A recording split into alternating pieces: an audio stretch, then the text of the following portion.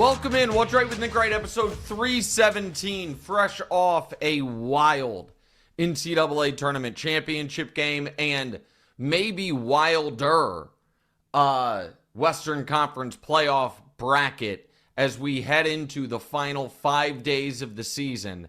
And we have right now 5 teams, all with 32 losses. Both of those topics shortly on the show.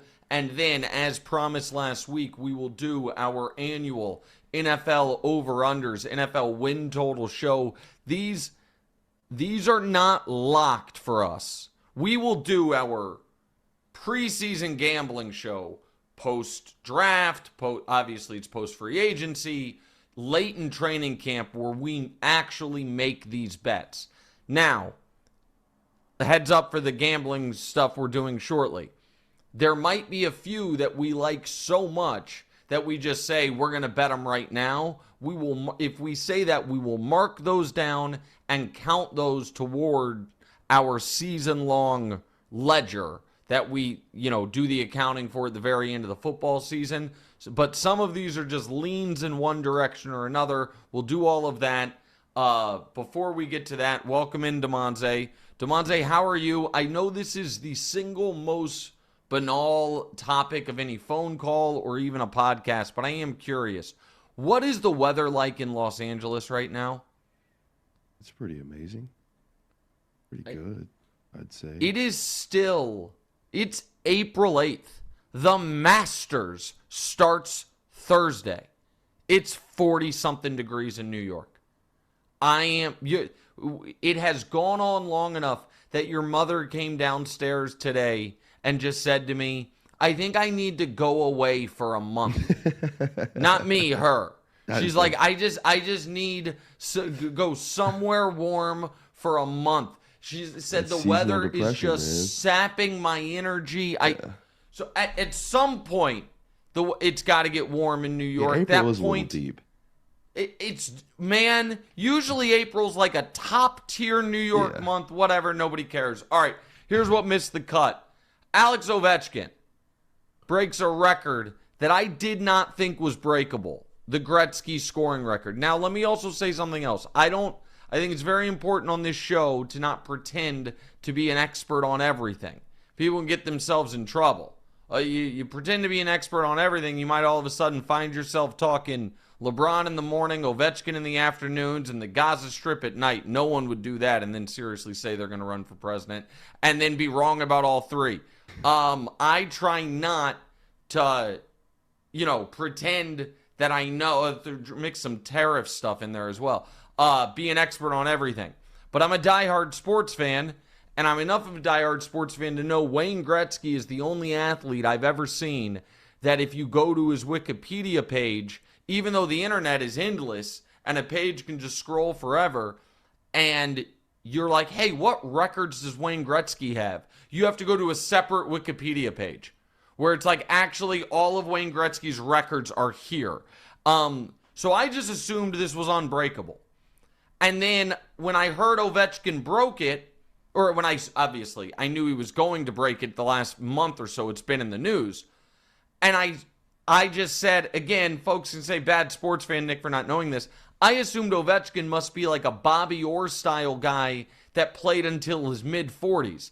And then I saw Alex Ovechkin after he broke the record. And I was like, oh, confirmed. This guy played until his late 40s.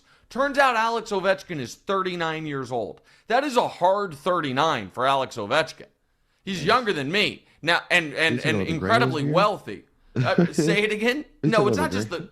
It's not just the gray. It just, and maybe it's the, that coming up, in Russia is tough. I don't know, man. But Alex Ovechkin, for a guy that rich and that successful, that's a hard 39, but unbelievable. He breaks Gretzky's record. Everyone thought it was unbreakable. Here's something almost as unbelievable. Gino Auriemma Damonza has coached in 13 national championship games. That in and of itself is remarkable. He's 12-1 in those games. 12-1 in the national championship games. I'm so happy for Paige. I think she, her recruiting class, the top 5 for her high school class Paige, Angel, Caitlin, Cameron Brink. Yes, and then Cardosa. Those 5. All of them champions, oddly, except for Caitlin. And Paige had to stick around a year longer because she blew out her knee. She got her title. Hopefully, Juju can have the same trajectory. Yeah. Gets delayed because you blew out the knee, goes and win the title.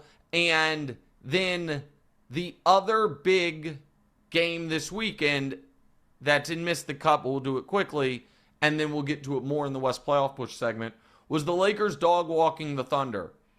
And what's your little... The Thunder are done with their season.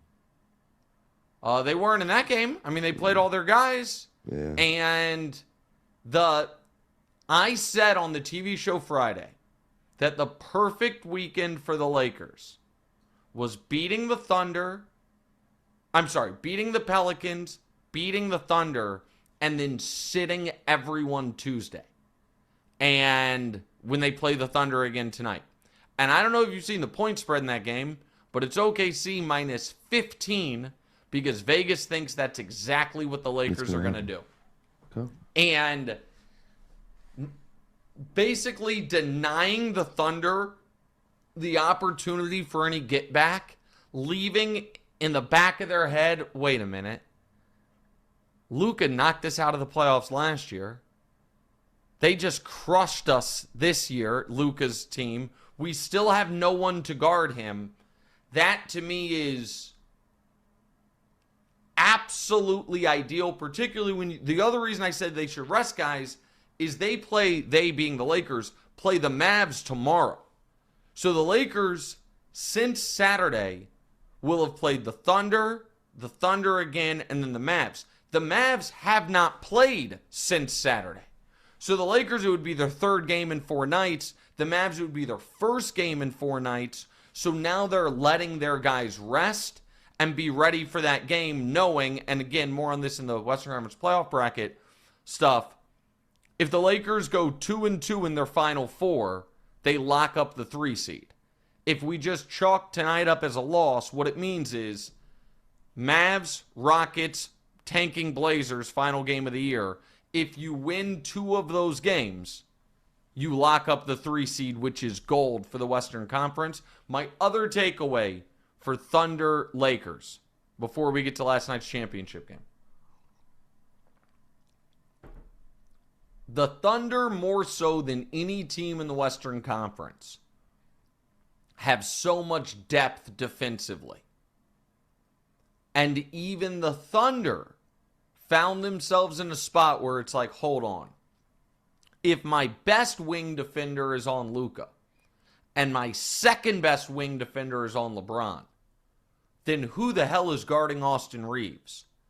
And when you look at the Western Conference playoffs and you look across every team the Lakers could play and say, power rank their wing defenders, all of these teams have at least one really good one.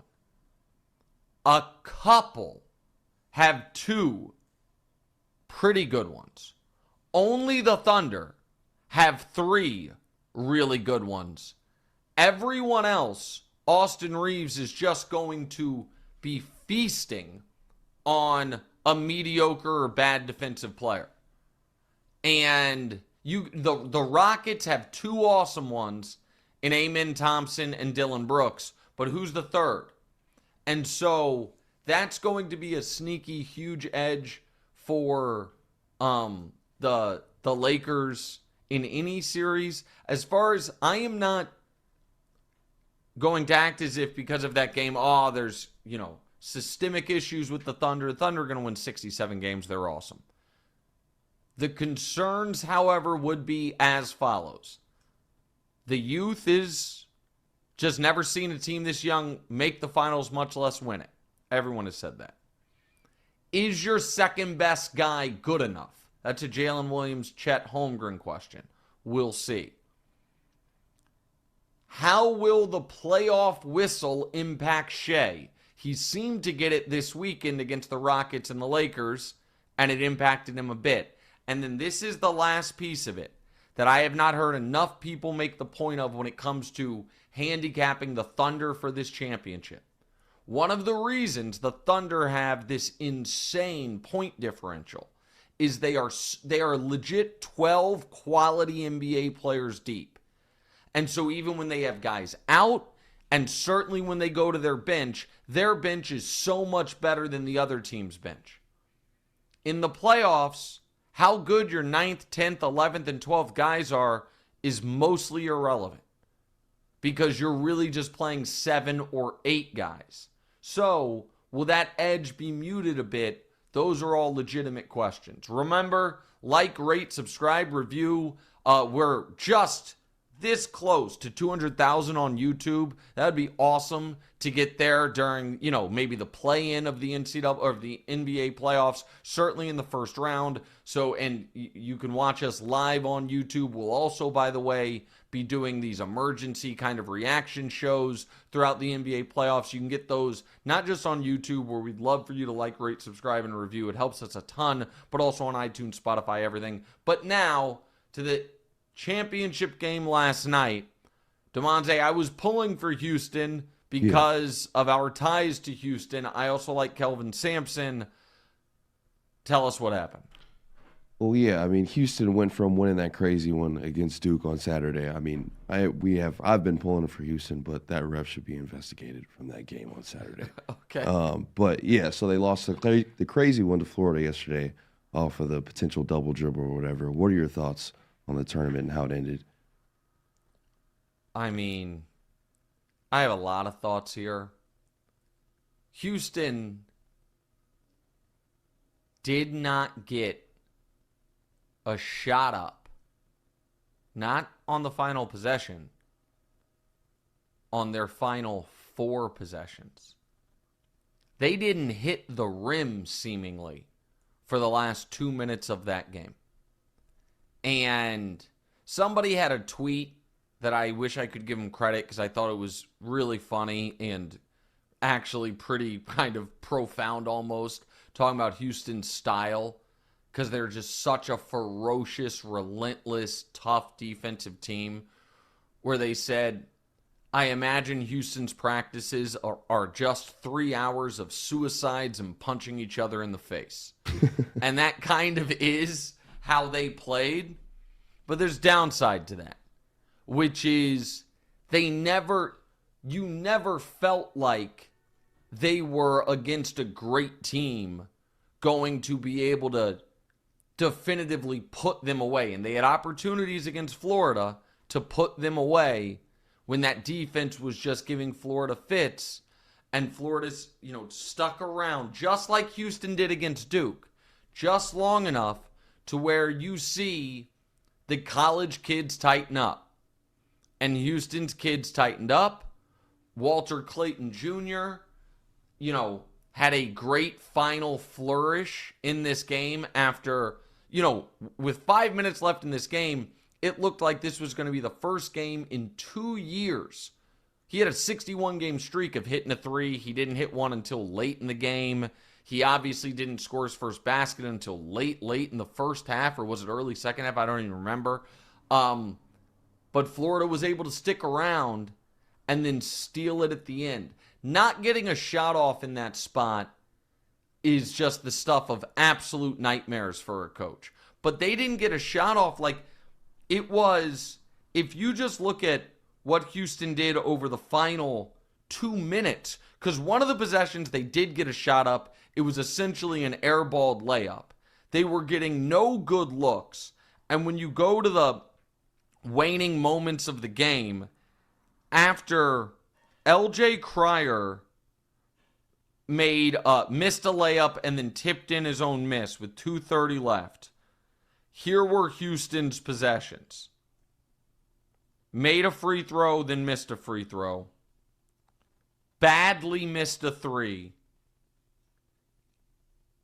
Offensive rebound, missed jumper. Offensive rebound, turnover. Turnover. Turnover. Turnover. To not get a shot on the rim in the final 2 minutes or 90 seconds of the game is just so crushing, and you feel so sick for Kelvin Sampson. Yeah. But because again, Yeah, he's the almost turnover 70. before that. Say it again. The turnover before that. Oh, yeah. The I'm talking about the coach. You're talking about LJ 100%. Cryer. Yeah. LJ Cryer had the back-to-back turnovers, and then Emmanuel Sharp had the back-to-back turnovers late. I mean, but for Kelvin, who was a great coach, got a show cause penalty, and got run out of college basketball for a while, came back, and what he's done at Houston is remarkable. Since he's been there, it's our buddy's probably too strong, but the kid we root for, Quentin Grimes, was there, and they were a legitimate contender since he's been there. So Kelvin Sampson took over a mediocre team. His first year, they're 13-19. His next 2 years, they're in the NIT. And then since then, this is what they've done. 27 wins, and they won a tournament game. 33 wins, and get popped in the Sweet 16. Then COVID year. Then 28 wins, Final Four. 32 wins, Elite Eight. 33 wins, Sweet 16. 32 wins, Sweet 16. 35 wins, lose the championship game by 2. And, you hope he has another great shot. You don't know if he's going to have another great shot. He turned 70 next season. He'll keep coaching. But, man, oh, man. As much as they stole one from Duke, they absolutely let one get away. And so I had 2 recurring thoughts in that game. One was, Duke had to be watching this game like, you got to be fucking kidding me. Like, we should be in this game. And, their collapse was different than Houston's. I know you put it on, you hated the ref for the call. Ref, but it definitely didn't. I mean, it's a bad call. That call. It's a bad call. And college refs are bad, and the review process in college basketball is truly, truly awful.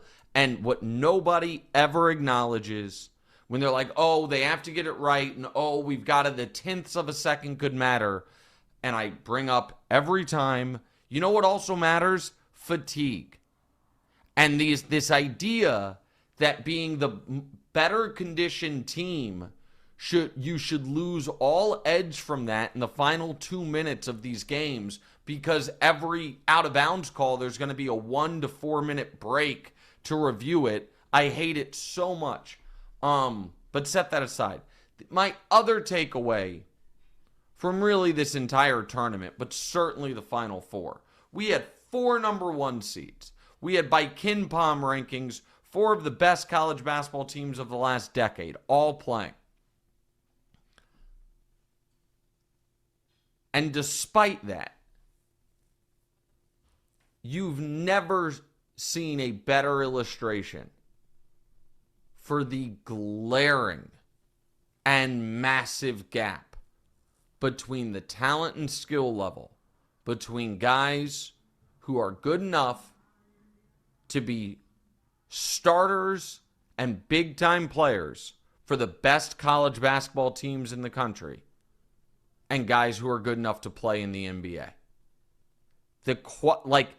College basketball in the modern era, where guys don't stick around typically for that long, the best players never do, and teams don't stick together. The gap between that and the skill and talent and ability it takes to play in the NBA is the widest it's ever been. And it's why a guy like Walter Clayton Jr., who is goes into the tournament a fringe first-round pick, can just dominate and win most outstanding player. It is... I know there are some people, particularly where I'm from, in the Midwest, that swear, and I always thought this was an odd stance to hold, love college basketball, hate the NBA. Now, I'm not saying you have to like the NBA more than college basketball. They're different sports, to each their own. But that was always felt to me more than a little racially charged opinion. The love college basketball, hate the NBA take, because you simply never hear that in college football. You certainly have people that like college football more than the NFL. But I've never once met a single person who's like, I love college football, can't stand the NFL. But you do hear that sometimes in college basketball, at least where I grew up, you used to all the time. And I always thought that was a little quizzical. But they're just so vastly different products. Throughout this tournament, when guys made open shots, you were impressed. In the NBA, if a guy misses an open shot, you are shocked. And this game being stuck in the 40s late into the second half, just a vivid reminder of how incredibly difficult it is for the guys who actually can make it to the league. But congrats to Florida. Walter Clayton Jr. going into this year, Damonza, on most mock drafts, was not even a second rounder. Going into this tournament in most mock drafts was a fringe first, second rounder. And now he's probably going to be a late lottery pick. He's a little older. He's not that athletic. I think so. But man, oh man. Say it again? Late lottery pick. Okay. No, it's awesome. It's great. Yes, what he has working against him is he doesn't have the great athleticism, and he's played for 5 years. And so, or 4 years. So people are always, you're 22, 23, how high is the ceiling? But I wonder if he could have a Dalton Connect style draft day where when he gets drafted by a decent team or a good team, and people are like, oh man, he can maybe help you immediately, even if he doesn't have like all-star potential. All right, let's go to the NBA before we get to our NFL over-unders. So things are going to come down to the wire on the West side. Everyone from the 3 to 8 seed are separated by max of 2 games, and then everybody from the 4 to 8 are basically tied in losses. So how do you think it's going to go? So first of all, credit to the Rockets for removing themselves from this group. The Rockets are, I thought the Rockets were about to get punched in the face by the schedule.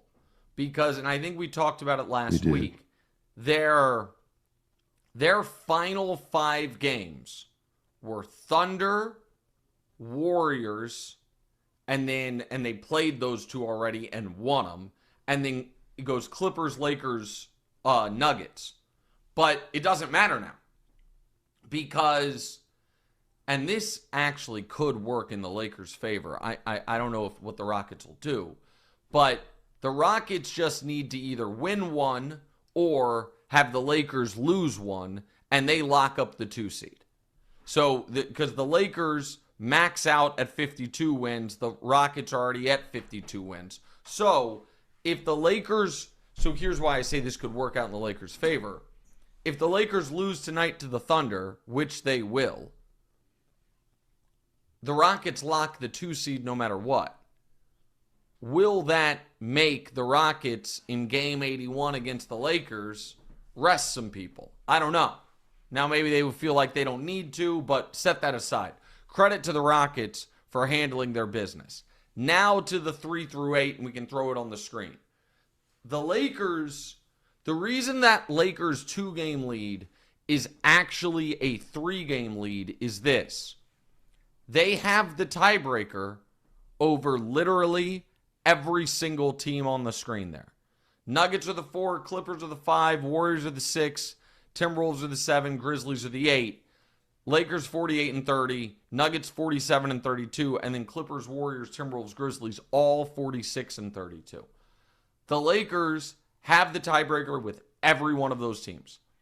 That is a symptom of the fact, in one of the craziest stats of the season, the Oklahoma City Thunder, this year against the Western Conference are 35-13. The Los Angeles Lakers against the Western Conference are 34-14. So why are the Thunder going to win 67 and the Lakers are right now sitting at 48? Well, the Thunder are 29-1 against the East, and the Lakers are 14-16 against the East. So, I mean, that's the difference in the standings. But that is giving the Lakers the tiebreaker over everyone. So I think it's going to go like this. The Lakers lose tonight, they beat Dallas, and then maybe they beat Houston. If they don't beat Houston, they certainly beat Portland, and they are the 3. And now the interesting piece of it. Denver, which is falling apart, has not recovered from the Westbrook debacle. Joker can just put up 45, 15, and 15 every night. It doesn't matter. And I don't know if you heard what Michael Malone said the other day when Michael Malone said, yeah, Jamal Murray, we hope he's ready for the playoffs. That's concerning. I think Denver is going to lose to Memphis. Let's assume they beat Houston, because that'll be game 82 for Houston, and Houston likely is not going to, be playing their people. Whether or not Denver falls to the play-in will likely be determined by how they do against Sacramento in Denver when they play on... Do they play tonight or Wednesday? I should have had that up in front of me. I apologize. Denver plays tomorrow. When they play Sacramento tomorrow. The Clippers, again, so much of this is predicated by what the Rockets do as far as resting guys. Because the Clippers play the Spurs tonight, so the Clippers will win tonight. And then the Clippers play Houston next, but the question is Houston, assuming the Lakers lose tonight, going to be playing their guys? If they are, then that should be a great game. The Clippers, after that, are at Sacramento, at Golden State. Golden State has an absolute 3 consecutive layups. At Phoenix, I saw Phoenix in person at the Garden Friday night. They are cooked. So Golden State will beat Phoenix. Then the Spurs, who don't want to win, then the Blazers. So Golden State is going to be 49-32 going into the final game against the Clippers, which the Clippers are going to need to win. Potentially to avoid the play-in, potentially for seeding. So Warriors-Clippers, game 82, massive, right? The Grizzlies are at Milwaukee, at Memphis, and then home for Brooklyn and Utah. So Minnesota, Brooklyn, and Utah are auto wins. Those teams are not trying. If they beat Milwaukee tonight, then Minnesota has a real chance of not only climbing out of the play-in, but climbing all the way to the 4-5 line. And then Memphis, it likely comes, they're at Charlotte, that's a win. Home for Minnesota, at Denver, home for Dallas. Tough. So let's do it like this. What are the guaranteed victories on team's schedule? For the Lakers, just one. Game 82 against Portland. The Lakers will then need to win one other game to lock up the 3. OKC, Dallas, Houston. They're going to lose OKC if they beat Dallas or Houston. For Denver, 0 guaranteed victories. Sacramento, Memphis, Houston, so no guaranteed victories. For the Clippers, the Clippers put them at 47 wins. They have the Spurs game. Then Houston, Sacramento, Golden State. For Golden State, 3 guaranteed victories. Phoenix, Spurs, Portland, and then that Clipper game. For Minnesota, so put Golden State at 49 wins. I'm going to do this in the doc so I can just see it. So Denver, 47 with 3 questions. The Clippers, 47 with 3 questions as far as the games. The Warriors, 49 1-question game. Minnesota, at Milwaukee, at Memphis, tough. Home for Brooklyn and Utah. They're at 48 with 2 questions. And then Memphis at Charlotte. 3 questions? Yeah, 40 exactly. 47. So the games that are going to determine the Western Conference playoff bracket is all of Denver's games against Sacramento, Memphis, and Houston. The Clippers games against Houston, Sacramento, and Golden State. For the Golden State, that one game against the Clippers. And for Minnesota, their games at Milwaukee and at Memphis. That's it. And so, right now, I would think the most likely seeding is as follows. 1 Oklahoma City locked. 2 Houston essentially locked. 3 Lakers close to essentially locked. 4 Golden State. 5 Minnesota. 6 the Clippers. Lakers-Clippers round 1 be fun. 7 Denver. 8 Memphis. That's how I think it's going to fall out. Is that ideal for you? Are there any matchups that you're trying to avoid? The ideal for the Lakers. Well, and by the way, that's the 7-8. Obviously, then there's a play-in situation. Yeah. The ideal for the Lakers. Everybody wants Memphis. The ideal for the Lakers is Memphis getting to the 3 line. I don't think that's happening. Would I rather play Minnesota or would I rather play the Clippers? I would rather play. I don't know. Clippers been really tough since Kawhi came back. Or since Kawhi's been playing like this. I'd probably rather play Minnesota. Now, later in the playoffs, I'd take my chances with, sadly, Kawhi not holding up. But in round 1, with him playing like this, they're dangerous. The thing is, everybody's dangerous. But if you're the Lakers, you can't worry about round 1. If it were to play out to where you are on the opposite side of the bracket of OKC and round 2 looks like it's Golden State OKC, you sign up for that.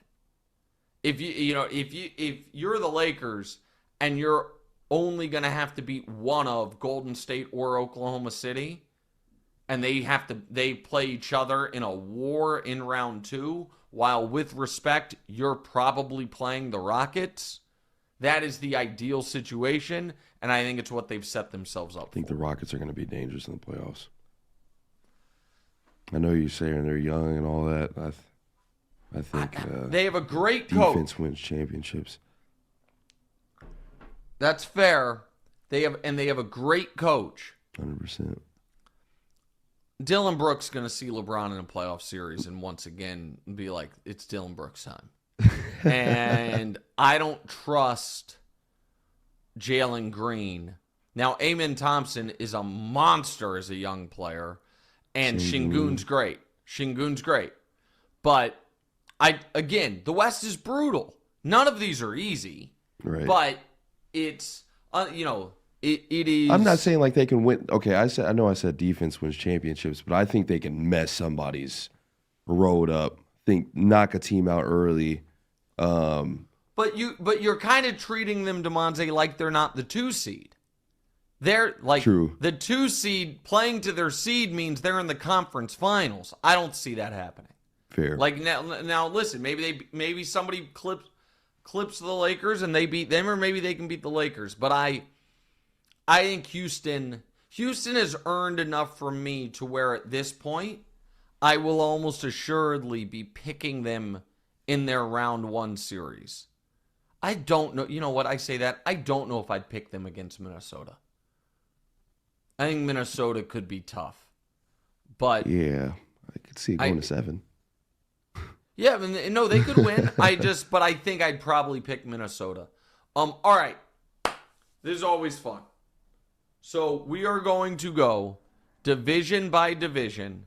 Now, I will address all 32 teams' win totals, but I've already looked at this obviously quite a bit. Some of these, I'm just like, oh, okay, that line is right. Like usually Vegas is pretty good at these, and anybody that's going to give you at this point in the year a lean on all 32, that's too much for me. Shout out, by the way, double shout outs actually. Shout out to Zach Lowe for bringing his podcast back, The Zach Lowe Show.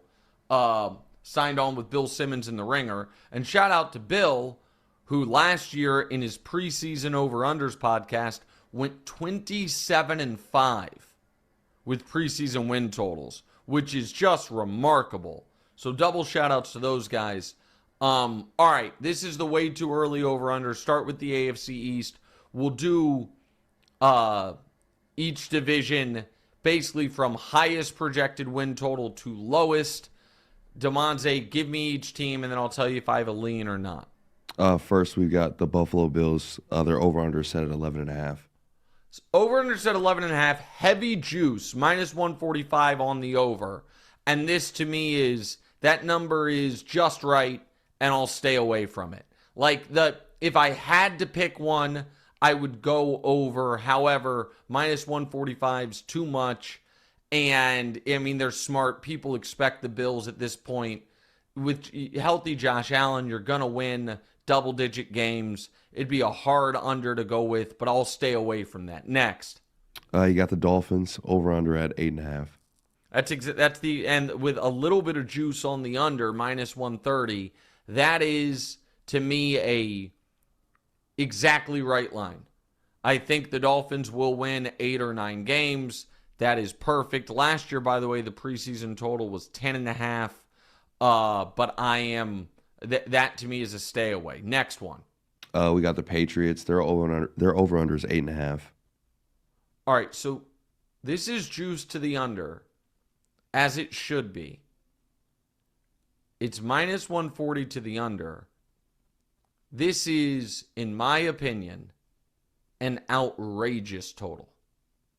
So now I should note, and I should have done this earlier on, you always have to look at what divisions each division's playing. So everyone has their 3 strength of schedule games a year, but then you also play your own division, and then what are the other divisions you play? For the AFC East, they draw one of the toughest divisions in the AFC North, and probably the weakest division in the NFC South. So that, to me, that's a wash.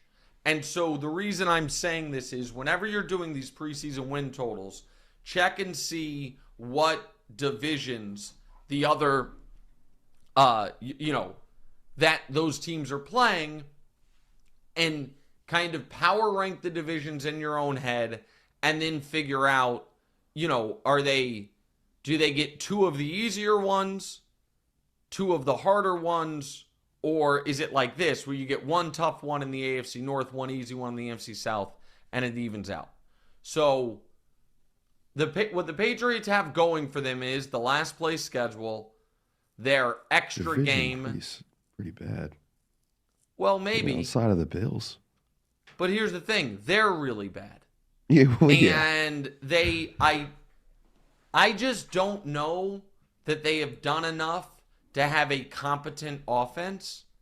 They upgraded at coach. Drake May should be better in year 2. That offensive line will still be a disaster. They, for the 3rd consecutive year, maybe 4th, do not have a single draftable fantasy football skill player. There is not a single wide receiver, running back, or tight end on that team that you would want on your fantasy football team. I don't think Stephon Diggs is going to have a big impact. I think the Patriots would be thrilled to win 6 games. The fact that this team could win 8 games and the under hits is outrageous. I love the under for the New England Patriots. I will take under 8.5, and that's a bet we can put on my season long.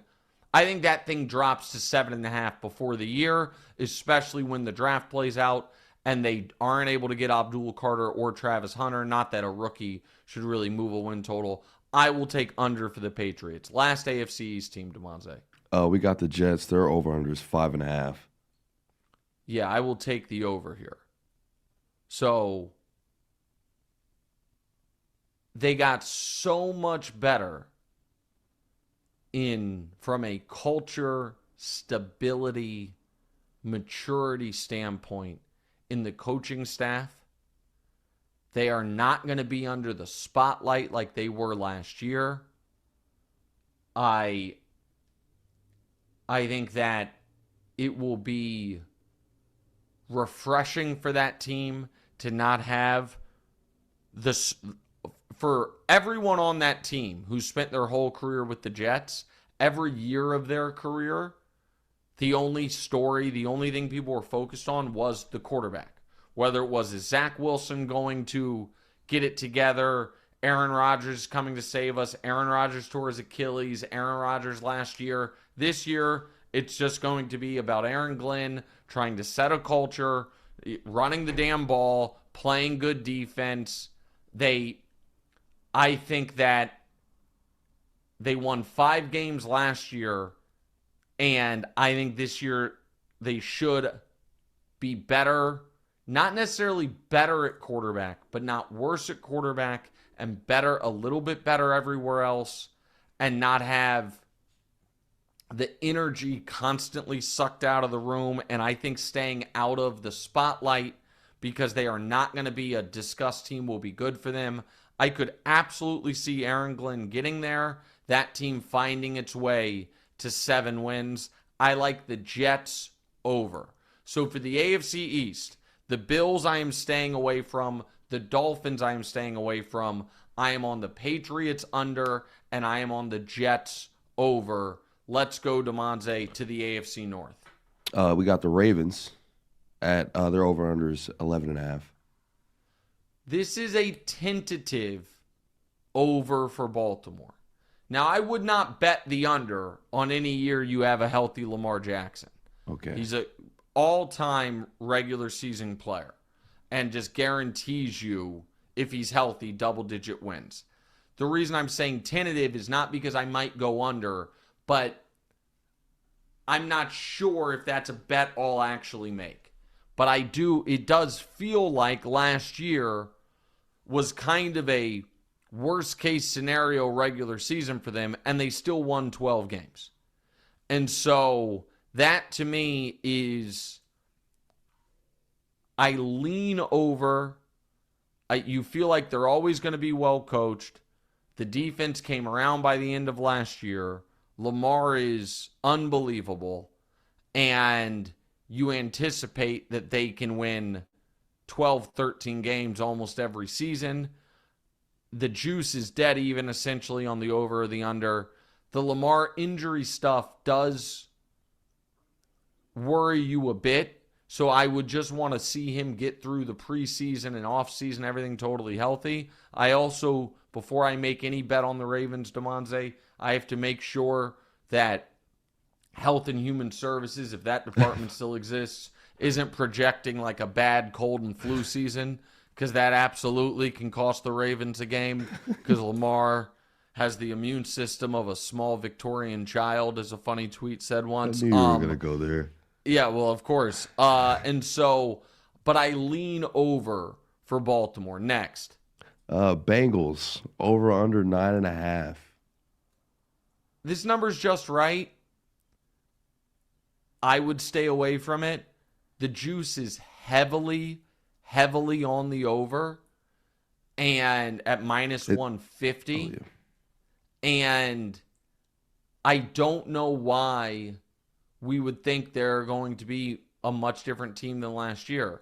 a great offense, a bad defense, score a ton of points, lose a lot of games they shouldn't because the defense is bad.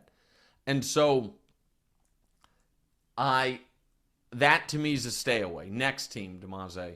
We got the Steelers. Their over-under is 8.5. I'll take the under. To me, this is now that means I'm betting Tomlin to not continue as well. You know what? That's not true. I could win this bet and have Tomlin's record extend because it's never had a losing season.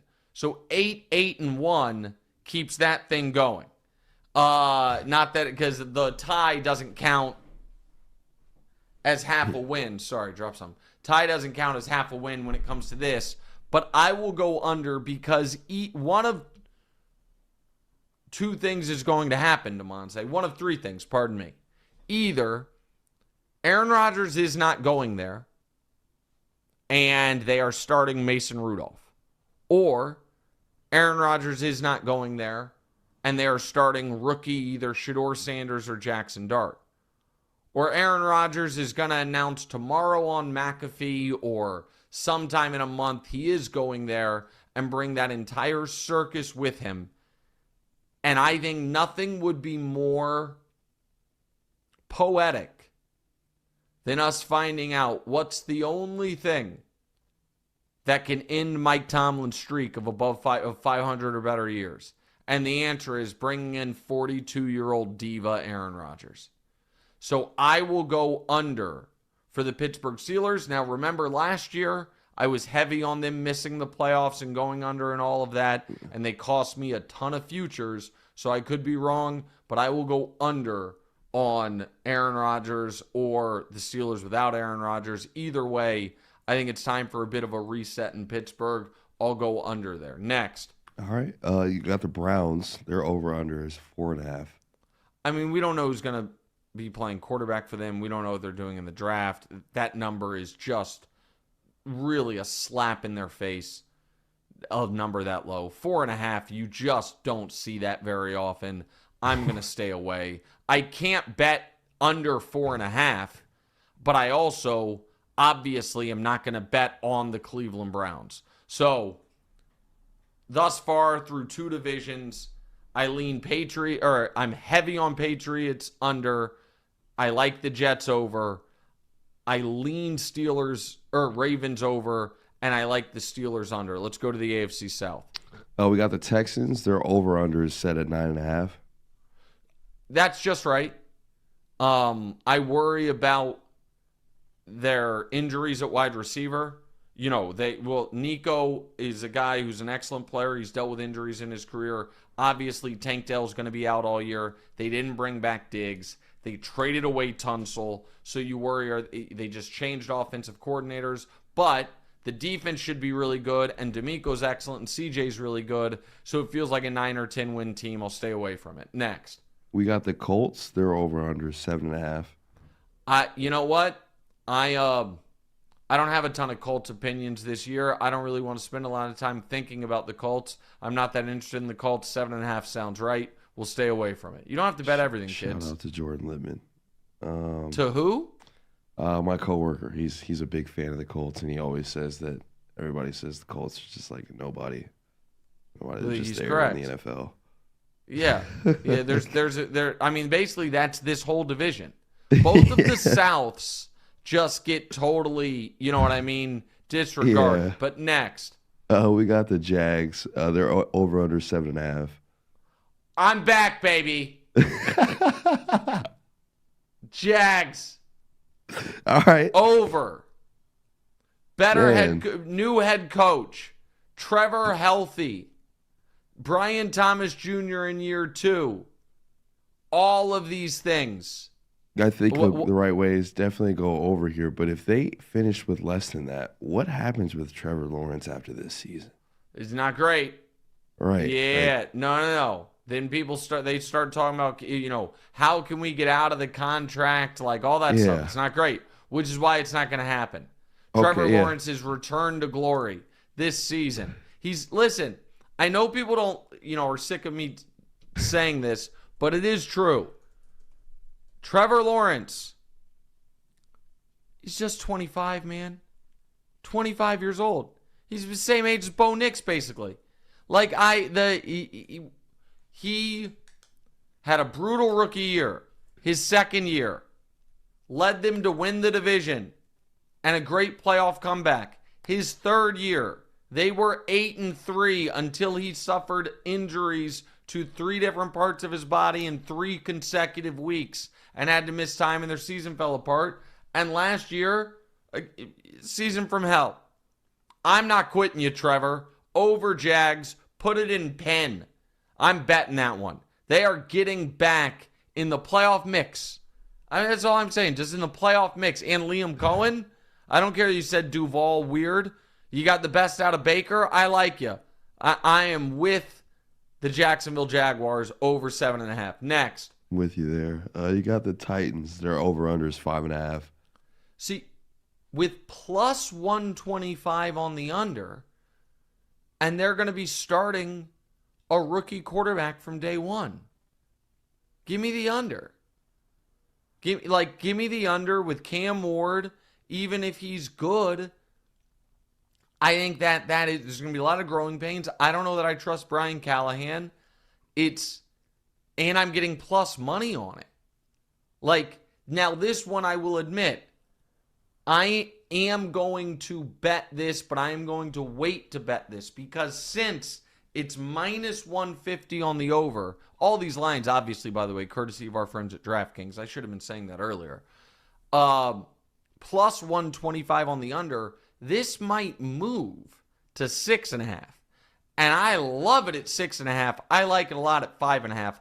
I will bet this at some point, just not this moment.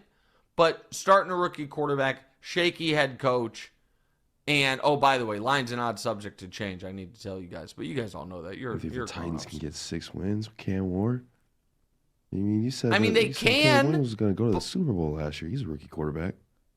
Yeah, but so a couple things. The Bears were coming off a 7-win season, not 3-14. I was wrong about the Bears coach. The Bears ended up having a doofus coach. And Caleb's way better than Cam Ward. Yeah, it's not even close. All right, finish it off on the AFC West. So we got the Chiefs. Their over-under is 11.5. This is insulting. Insulting? It's the highest win total. Projected win total. Yeah, it should be 12.5. They won 17 games last year. They won 15 in the regular season. And everyone told me they weren't that good. They went 15-1 last year in games Mahomes played because they sat out week 17. I haven't been giving you guys the division stuff. Darn it. Here's the other thing that I really like for the whole AFC West. Their division games. They get all 4 teams in the AFC South. Awesome. And they get the NFC East, which is only has, in my opinion, one great team in the Eagles. Now, obviously, the Chiefs' strength of schedule games are brutal. Their strength of schedule, so they get their own division, plus the AFC South and the AFC East, and then the strength of schedule games are Baltimore, Buffalo, Detroit. So that's the strength of schedule is, outrageous. But the Chiefs have games against Texans, Colts, Jags, Titans. And then 4 more games against, or 2 more games, I should say, Cowboys, Giants. There's 6 games. They win. They go 5-1 in the division every year. There's your 11 games. And so then let's say they only go 4-2 in the division this year. So now you're at 10. That would mean of the following games, Detroit, Baltimore, Buffalo, Philly, Washington. He's got to win 2 of them. And so betting the Chiefs over every year since Mahomes has been there, hell, since Andy's been there, but has been super profitable. Since Mahomes has been there, they've hit it 6 of 7 years. The only year they didn't hit it was 2 years ago, and they made up for that by winning the Super Bowl. So, yeah, I'm not. The Chiefs. That's an over. The Chiefs face the Eagles next year, and it's going to be in Kansas City. When in the season would you want to see that game? When would you want that?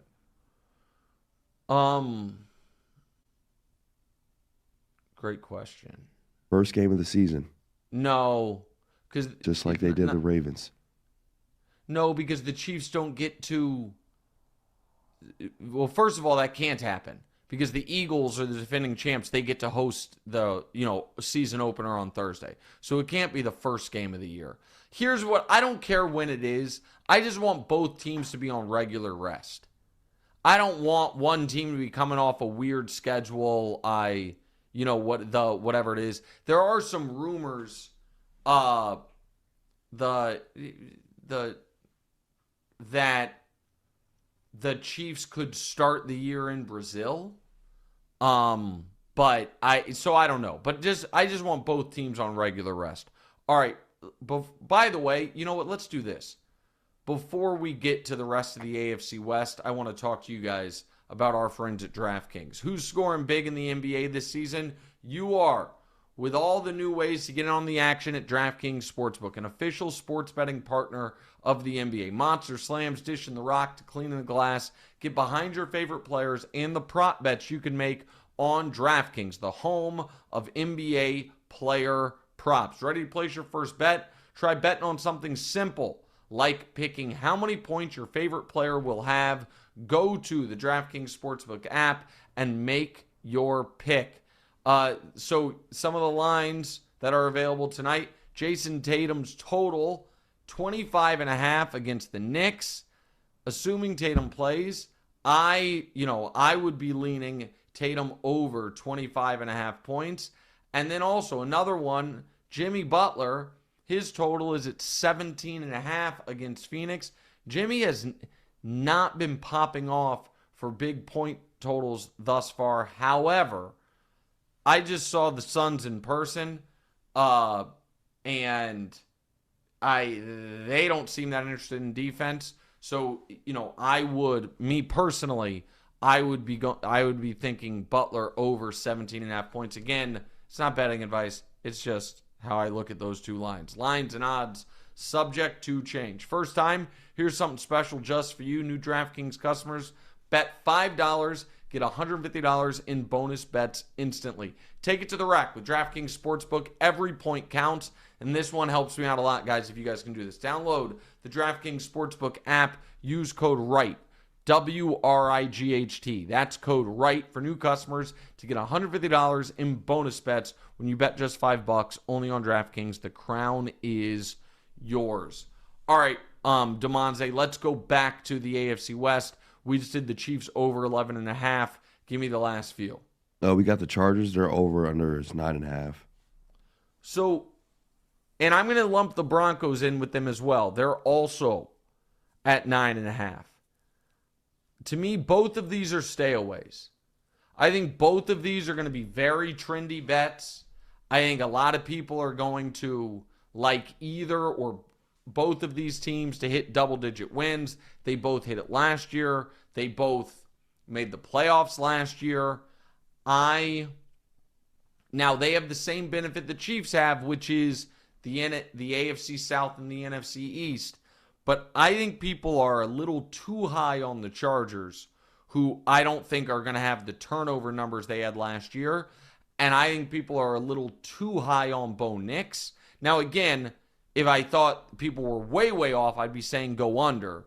But I think both those teams are going to be hovering around at the end of the year 8, 9, 10 wins. So I would stay away. And then that gives us the Raiders, Damonza. And they're over and under 6.5. I love the over for the Las Vegas Raiders. I know that probably shocks people. But when you combine the following things, they had a bottom 3 coach last year. They replace him with a top 10 coach in Pete Carroll. They had a bottom 3 quarterback situation. They replace him with top 12 quarterback in Geno Smith. They have a last place schedule. They are going to be able to draft an impact player at number 6. I think maybe Ashton Genty. Pete Carroll wants to win right now. Everyone is going to be all over the Broncos or the Chargers. I think it's the Raiders that could finish second in the AFC West. I think Pete Carroll has the Raiders fighting for the final wild card spot in the AFC in year one. I like the Raiders over 6.5. So my AFC bets that I like: Patriots under 8.5, Jets over 5.5, Steelers under 8.5, Ravens over 11.5, Jags over 7.5, Titans under 5.5, Chiefs over 11.5, and the Las Vegas Raiders under 6.5. In the least surprising news ever, Damonza, I went way too long, and we're going to do the NFC on Thursday. So I don't want to rush through the NFC, but I was thinking, you know what I mean? We got a lot more. Yeah, we have a ton more to go. So I liked how we did this. Do some NBA news and everything Thursday to start the show, then do the over-unders for the second half of the show. I thought that worked well. And so AFC, we just gave them to you. NFC, we will do on Thursday. Let's ask some listener questions. Damonza, you have a question. Well, yeah, I mean, I saw on Twitter that they were bringing back dire wolves. I hit Daniel up about this and said it should go somewhere else in the show. It was really bad take, but I think it's what's going on. What's the take? Let me hear your take. I think that's insane that they're messing with stuff like that. I don't know what reason we would have for it unless it's like beneficial for the, I don't know. So all right, so that's not it's not a bad take. That's first of all. Second of all, hand up, not afraid to admit things. I thought dire wolves were always make believe. I didn't know that was a thing. I knew they were in Game of Thrones, but I thought they were make believe, like dragons. Like I thought it was just something from fantasy. I didn't know. Like I obviously knew.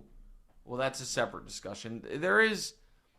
Did dragons ever exist is not as dumb of a question as some people think. I will say that, but set that aside. I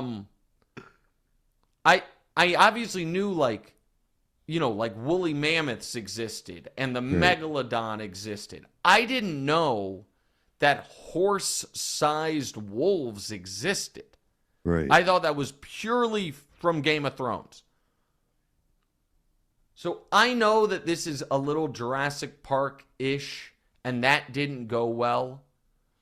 But I think it would be sick, man, if we could reanimate some of the giant animal life from world history and put it on an island somewhere and let them and like see it. As long as they can't fly. Man. As long as they can't fly and can't swim, I think that'd be. I'd love to see a dire wolf. I think that'd be awesome. I also didn't know they existed. I get it's a little scary. I understand. Yeah.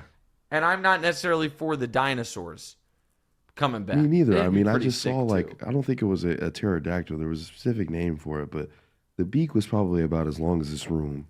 And like just to imagine that thing was in the air, like people have not grown up. The producer asking that I would stop watching Jurassic Park after 40 minutes. They made a lot of grievous errors there. And creating the ones that can fly, obviously. The fly and swim ones are, to me, that's a big mistake. But if we had... I keep reading about these islands that no people live on that we just added tariffs to. I didn't even know about these islands. Head Island and the place all the penguins live or whatever. There's these islands that no one lives on. What if we reanimated them there? I'm not against it. Hayes asks a question that, people have been wondering, so go ahead. Hey, Nick, are you still training for the triathlon? And if so, when is it scheduled for? That's over. It's not yet scheduled. It's not over. It's not over. My training has hit a hiccup. I will admit. But I've got a lot of time. And so, am I as gung-ho as I was? Not quite. But your mom has been bullying me because we have this family trip scheduled for early July. Gotta get the beach ball ready? Yeah, and she's been going to the gym every single day, and she just comes home and body shames me. And her latest thing is she is just convinced that she is stronger than me. Like I know, man. So like yesterday, we just bought a new couch, and it's getting delivered today. So yesterday we reorganized the living room. And so I had to like move around the chairs and everything. And every chance she got, she was just like, "Oh, do you need me to move that? Is that too heavy for you?" Like just constant bullying. It's right for the manhood. That is all below the belt. But you know what's new with my mother. All right, go to Chris's question. Chris says, how do you predict win totals if the schedules ain't even out yet? You got to factor in weeknight games, consecutive road trips, etc.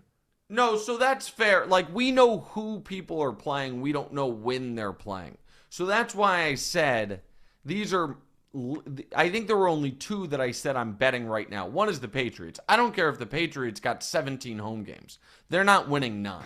And so I like the Patriots under. But you're right. You do have to factor like rest advantage, things like that. But we do know who everyone's playing. We just don't know when those games are.